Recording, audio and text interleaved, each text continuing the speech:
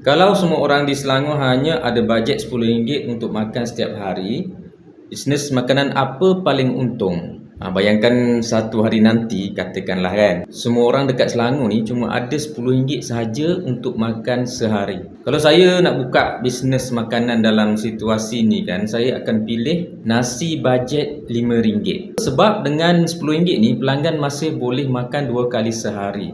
Contohnya saya akan buat menu nasi, tambah telur mata, tambah sedikit sayur, sedikit sambal dan tambah sup kosong. Harga jual RM5. Kos mungkin sekitar RM3 hingga RM3.50, bergantung kepada bahan dan operasi lah. Kalau sehari saya berjaya jual 500 bungkus dengan untung kasar sekitar RM1.50 setiap bungkus, itu dah jadi RM700.50 untung kasar sehari. Lagi menarik, saya tak perlu nak buat 20 jenis menu. Saya boleh fokus pada 3 atau 4 menu yang murah saja, mengenyangkan dan boleh dimasak secara pukal lah. Sebabnya dalam keadaan orang semua berjimat ni, mereka bukan cari makanan yang paling fancy tau.